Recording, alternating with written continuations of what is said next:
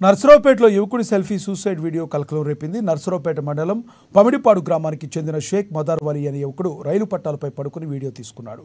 Narasaraopet rural CI Pasupuleti Ramakrishna Babu అనే constable తనను తప్పుడు కేసులో ఇరికించి ఇబ్బంది పెడుతున్నారని వారు ఆవేదన వ్యక్తం చేశారు. కేసు లేకుండా చేయాలంటే తనకు 5 లక్షల రూపాయలు లంచంగా ఇవ్వాలని ఒత్తిడి చేస్తున్నారని వాపోయాడు బాధితుడు.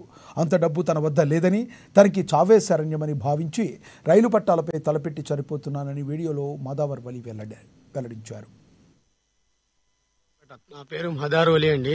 నర్సరావుపేట తాలూకా సీఏ గారు పసుపులేటి రామకృష్ణ అనే వ్యక్తి, కానిస్టేబుల్ బాబు అనే వ్యక్తి 2 రోజుల నుంచి నాకు ఫోన్లు చేసి టార్చర్ చూపిస్తున్నారండి. ఏ మ్యాటర్లు అంటే సార్, తాకట్టు ఎవరం మస్తాన్ బాజీ అనే బళ్ళ తాకట్టు ఎవరం చిక్కినాడంట, దాంట్లో దొంగ బళ్ళు ఉన్నాయంట, అతన్ని కొట్టించి నా పేరు చెప్పు అని చెప్పించి నన్ను భారీగా డబ్బులు అడిగారు సార్. ఎంత అంటే ఒక 5 లక్షలు అడిగారు. ఎందుకన్నా నాకు ఎటువంటి కేసులో నాకు అసలు ఇన్వాల్వ్మెంట్ లేదు, అసలు నేను లేనన్నా, నాకు దేనికి సంబంధం లేదన్నా అంటే, లేదు నీ పేరు చెప్పాను, నీ మీద కేసులు పెడతాం, మర్యాదగా డబ్బులు ఇవ్వకపోతే అని నాకు ఊరు బయటకు పిలిపించి మాట్లాడిచ్చారు సార్. ఆ రికార్డింగ్ కూడా ఉంది. బాబు అనే వ్యక్తి, కానిస్టేబుల్ బాబు అనే వ్యక్తి నాతో మాట్లాడినట్లు. నేను డబ్బులు ఎందుకు ఇవ్వాలన్నా అంత అంటే, ఇవ్వాల్సిందే, లేకపోతే నీ పేరు మీద కేసులు పెడతాం, 12 బళ్ళు రాశాం నీ పేరు మీద, నీ ఇష్టం అబ్బాయి అని చెప్పిండు. నేను 5 రూపాయలు కూడా ఏమన్నా సావనైనా సస్తానులే కానీ నేను ఈ బళ్ళల్లో ఈ వ్యవహారంలో నాకు అసలు ఎటువంటి సంబంధం లేదన్నా అని చెప్పాను.